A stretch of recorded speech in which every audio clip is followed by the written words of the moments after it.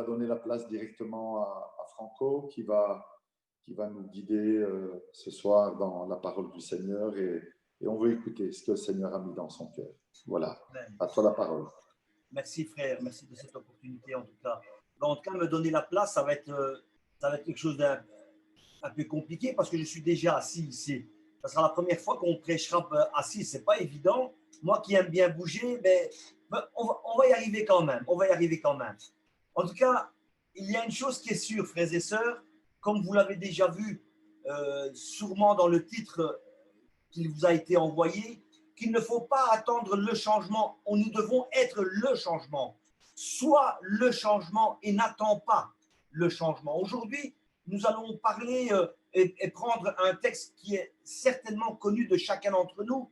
Et je ne voudrais pas vous enseigner quelque chose de nouveau. Simplement, nous rappeler ce que Jésus nous dit à chacun d'entre nous. Et le texte d'aujourd'hui est dans Jean chapitre 21, du verset 21 à 22.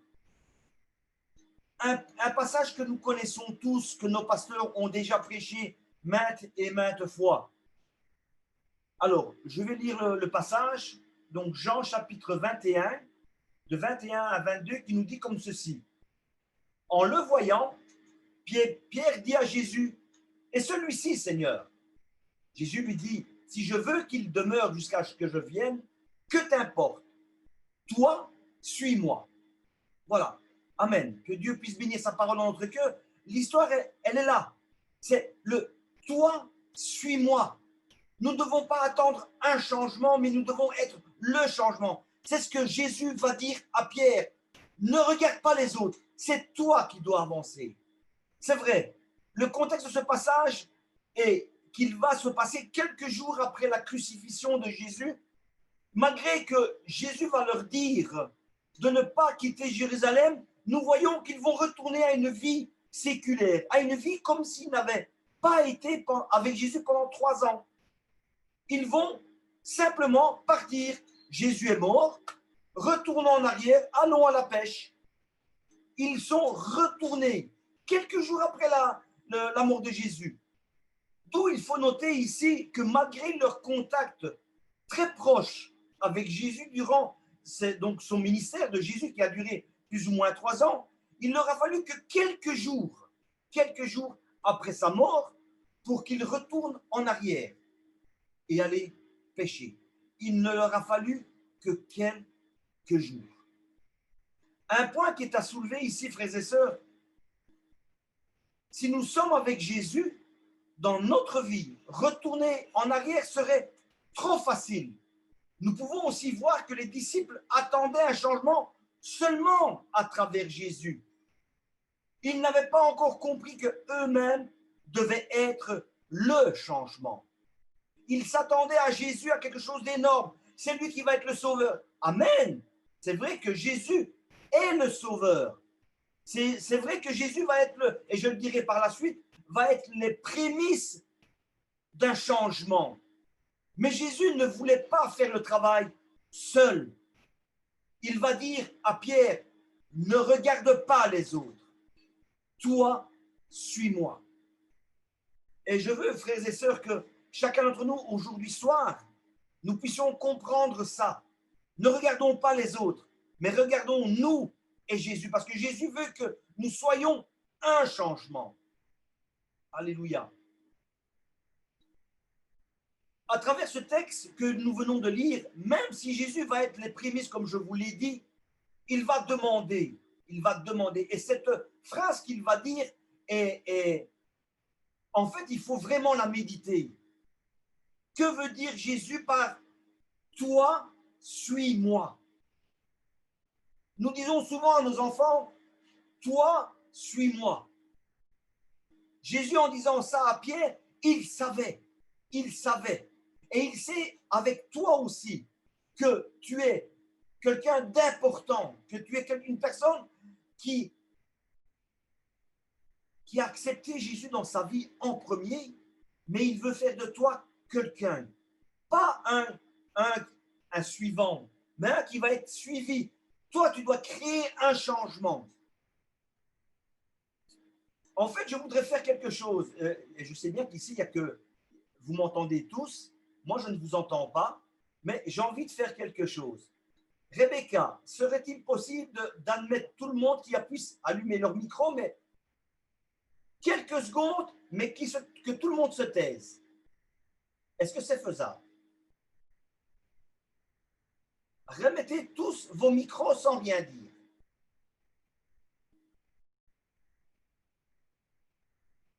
Enclenchez vos micros sans rien dire. Faites-le tous. Vous avez le droit de réactiver vos micros. Réactivez vos micros en ce moment. Réactivez vos micros. OK? Frères et sœurs, je pense que vous me connaissez maintenant. Et je ne pouvais pas continuer ce culte sans ça. Alors, le pasteur dit toujours, mais moi, je ne vous entends pas. Aujourd'hui, je voudrais vous entendre. Est-ce que Dieu est bon? Amen. Croyez-moi, je n'ai rien entendu. Est-ce que Dieu est bon? Amen. Amen. Maintenant, on peut recouper les micros. Alléluia. Amen. Amen. Amen.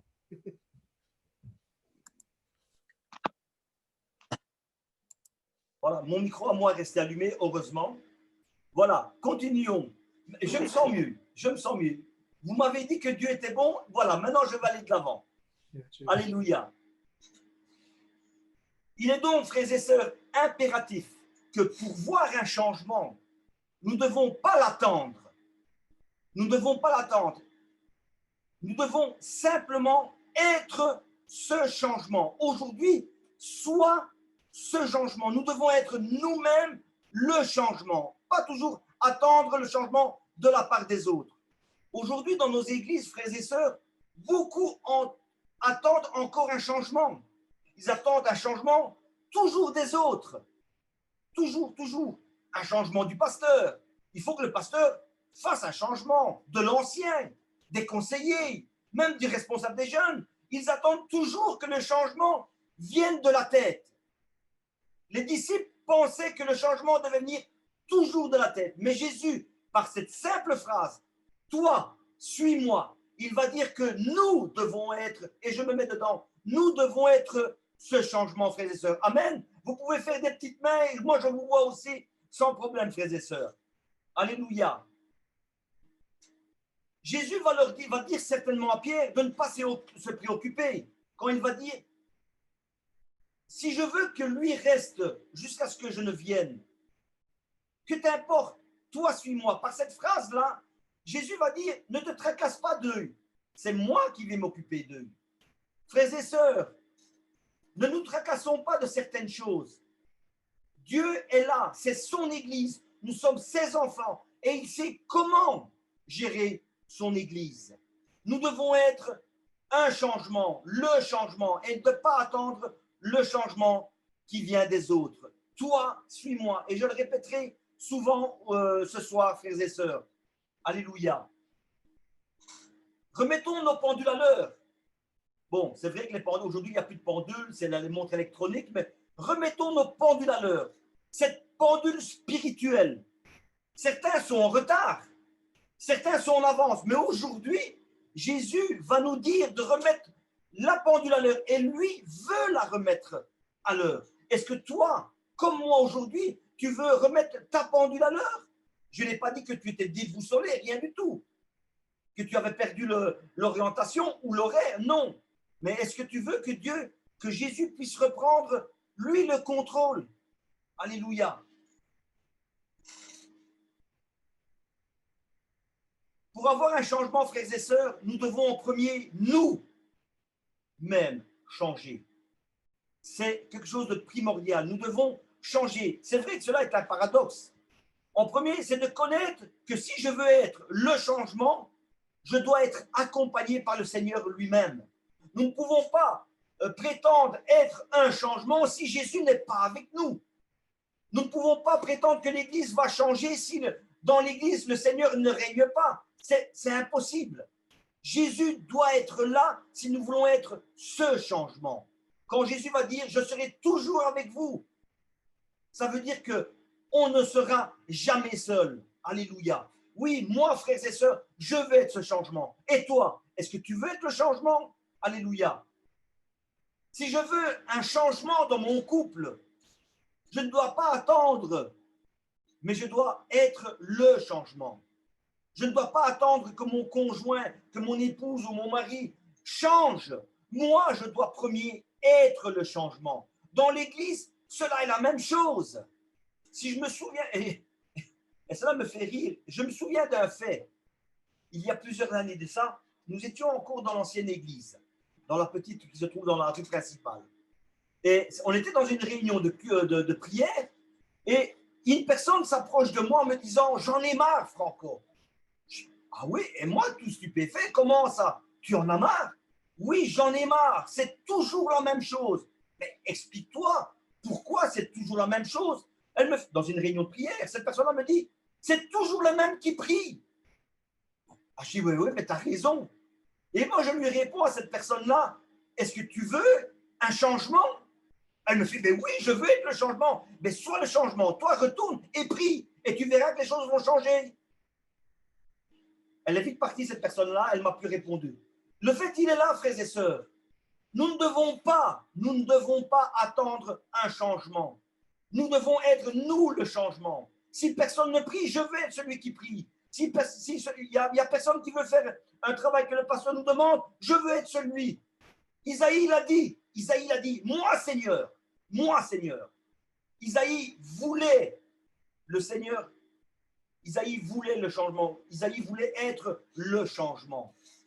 Alléluia. J'espère que vous n'avez pas mal à vos oreilles, parce que ici, je suis dans ma pièce et je peux crier tout seul, mes voisins ne m'entendent pas, donc ça va aller. Alléluia. Moi-même, frères et sœurs, avec ce thème, c'est un thème que Dieu avait mis dans mon cœur il y a quelques semaines.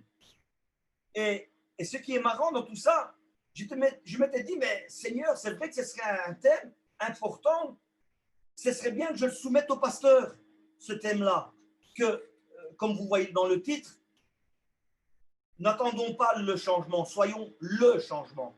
Et je m'étais dit, mais c'est vrai, je vais le dire au pasteur, ce serait peut-être bien d'avoir un thème qui correspond à cela. Et ce qui a été marrant dans tout ça, quand le pasteur est venu, il m'a dit, mais Franco, tu sais, est-ce que tu peux te préparer pour pour mercredi? Et je me suis dit, là, je venais de comprendre totalement la pensée. Que nous ne devons pas attendre le changement des autres. Nous devons être nous le changement.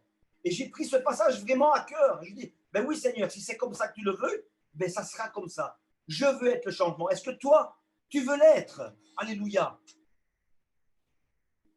Nous avons l'exemple du Samaritain. Quand il va rencontrer le moribond par terre, ensanglanté, il avait été attrapé par des brigands et il était là, mis comme mort par terre. Et ce qui est incroyable dans tout ça, c'est que le moribond qui se trouvait par terre, il va avoir plusieurs personnes qui vont passer à côté. Des personnes, pourtant, connaissant la parole de Dieu. Pourtant, ils vont passer à côté. Ce sont des gens qui se sont certainement dit, il y aura quelqu'un d'autre qui le fera. Ils se sont dit, bah, si il va avoir un changement, d'autres le feront. Mais incroyable, le Samaritain, que lui n'avait pas à s'arrêter. Le Samaritain, lui, a voulu être le changement. Il a pris ce moribond. Il a pris. Et nous, aujourd'hui, nous devons être aussi ce Samaritain qu'il a voulu être le changement. Nous voulons être le changement. Changeons l'histoire. Ne changeons pas la parole de Dieu, parce que la parole de Dieu ne peut pas être changée. Mais Jésus nous dit que nous devons changer. Nous, toi, tout comme moi, nous devons changer pour pouvoir aller de l'avant. Si nous voulons un changement, si nous voulons être le changement, il est impératif que nous, Jésus, puisse faire une œuvre complète dans notre vie. Alléluia. Le moribond qui était sur la route, eh bien, le Samaritain va le prendre. Il va le prendre et il va dire, mais je ne vais pas le laisser là. Il l'a pris et il va l'apporter dans une auberge, je vais dire. Une auberge pour le faire soigner. On pourrait comparer même cette auberge comme l'église, où là, on pourrait se restaurer, où là, on peut être soigné. On pourrait faire une comparaison. Mais donc, le Samaritain va déposer ce moribond là. Le Samaritain, pour le moribond, a été le changement. Alléluia.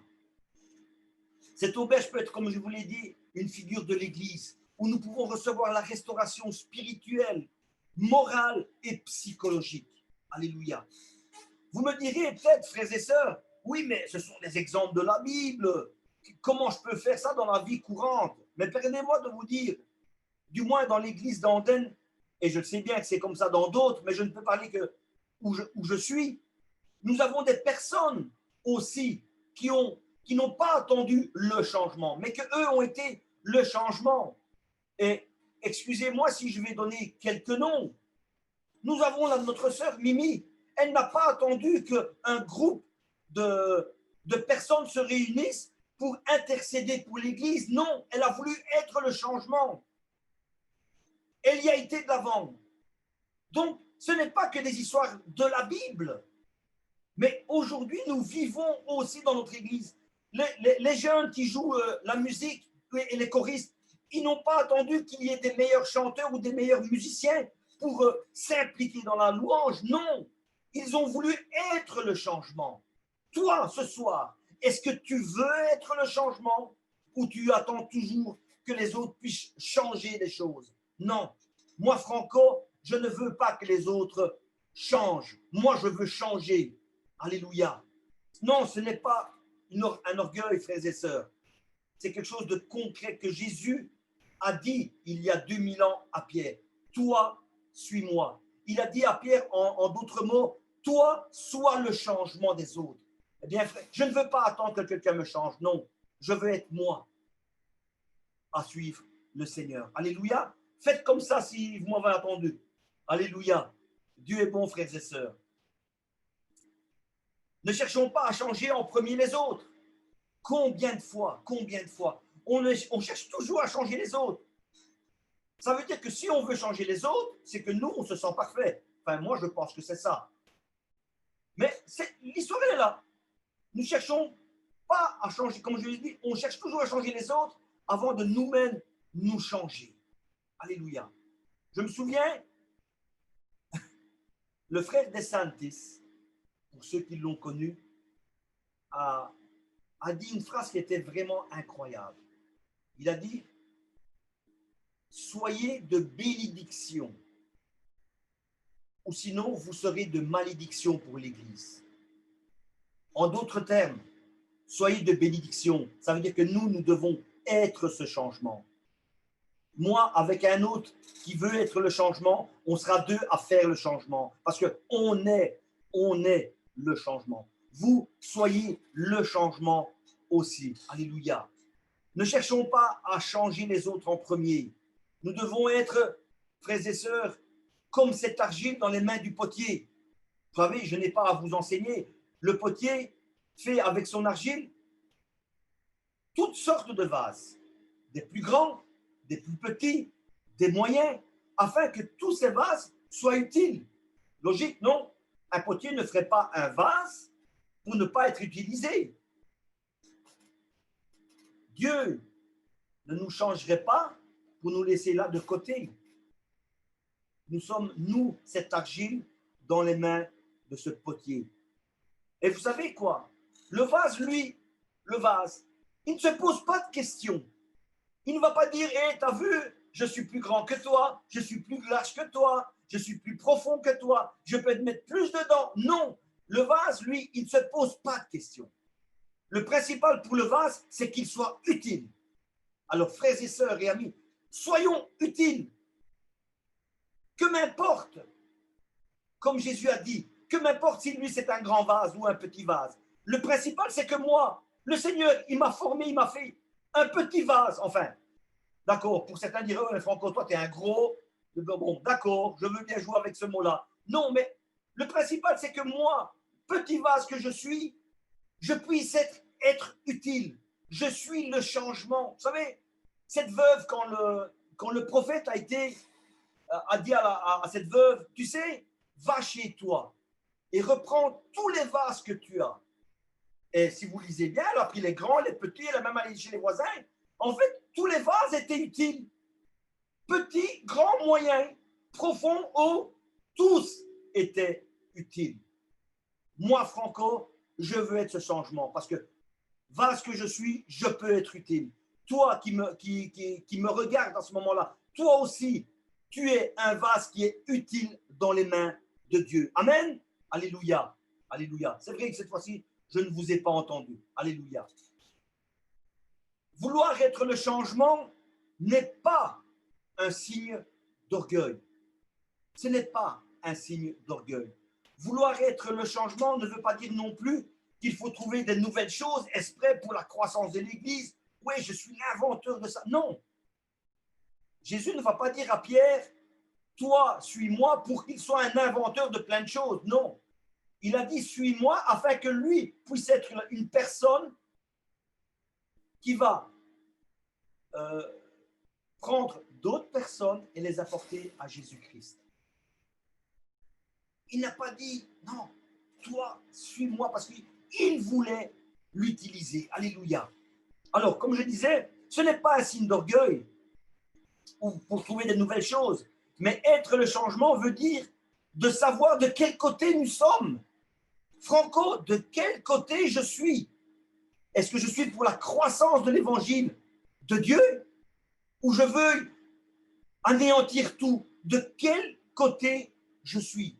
Si tu es du côté de Dieu, frères et sœurs, eh bien, tu dois être le changement. Tu ne dois pas attendre quelqu'un d'autre. Alléluia.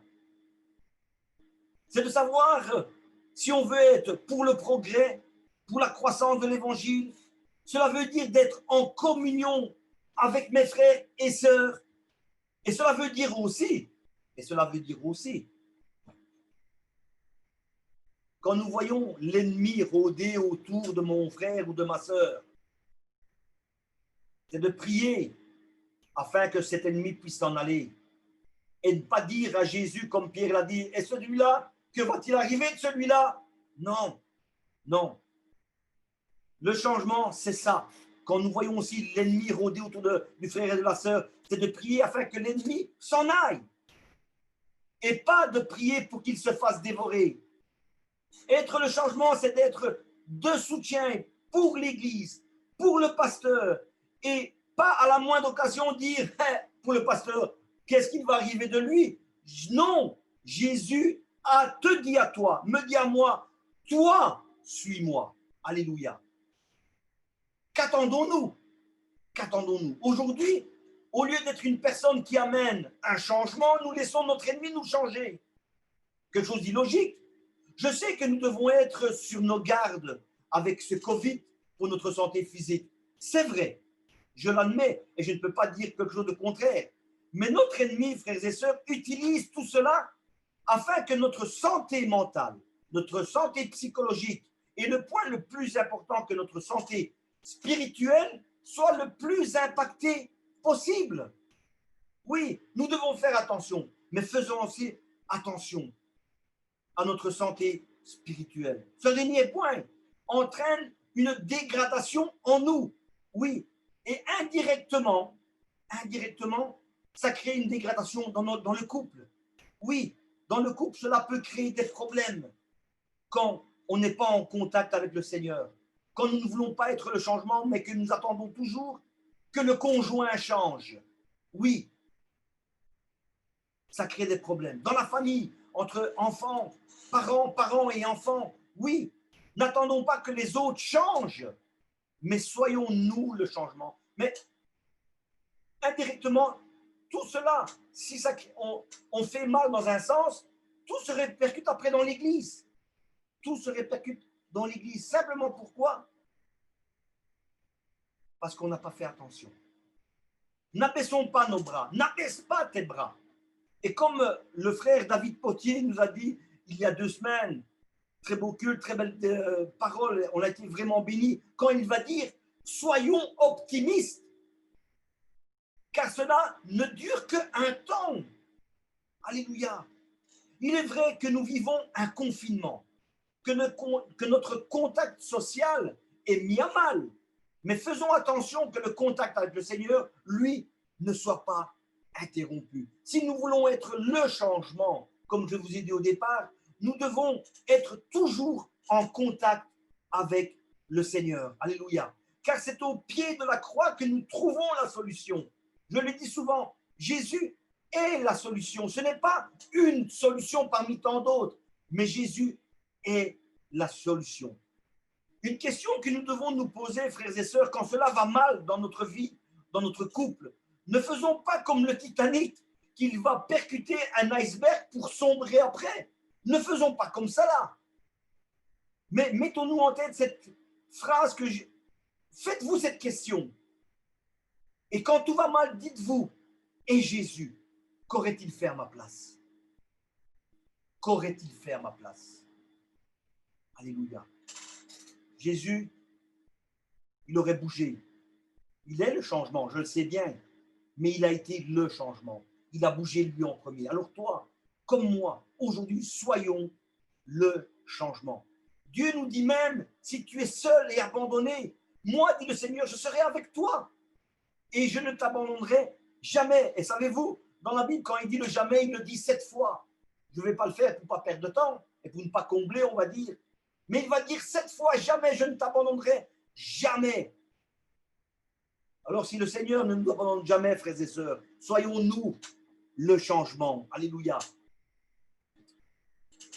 Le peuple d'Israël attendait aussi un changement. Je suis à la conclusion, il ne me reste plus que 4 pages et demie. Comme le peuple d'Israël aussi attendait un changement. Savez-vous, rappelez-vous un peu l'histoire dans Samuel 17, quand ils vont se retrouver tous sur la montagne et ils étaient là avec les bras croisés. 40 jours, frères et sœurs. 40 jours à attendre quelque chose. Ils attendaient un changement. Quoi? Je ne sais pas. Peut-être que les Philistins puissent partir avant et leur laisser comme... Non, ils attendaient un changement.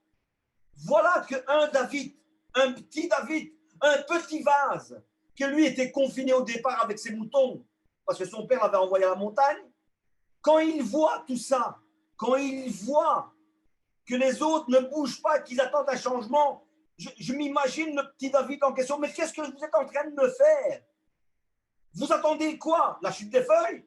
Ben bon, je ne sais pas s'il y avait des appels des feuilles à ce moment-là, mais il va lui dire, mais qu'est-ce que vous me faites? Il va directement chez le roi Saül. Et il va dire, oh, tu sais quoi? Moi, je vais aller le combattre. Il a voulu être le changement. Toi, ce soir, sois le changement. Alléluia. Il n'a pas attendu David. Il n'a pas attendu. Il l'a été. Alors ce soir, sois-le. Sois ce changement. Alléluia. Dans la conclusion de tout ça, je ne voudrais pas me prolonger. Ce soir, toi, où te situes-tu?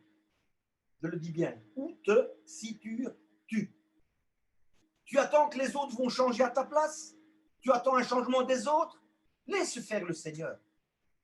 Comme lui, il s'occupe de toi, eh bien, il s'occupera de ton frère et de ta sœur. Ne te tracasse pas de ça.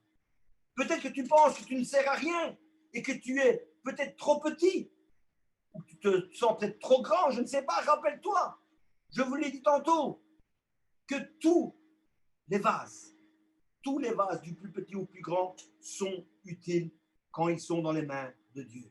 Alors, je termine avec ça. Dieu peut en ce moment tout changer. Oui, il peut tout changer. Veux-tu attendre encore le changement ou toi, tu veux être le changement? Toi, suis-moi. C'est la parole que Jésus a dit à Pierre et il te le dit ce soir. Toi, suis-moi. Que Dieu puisse vous bénir, frères et sœurs.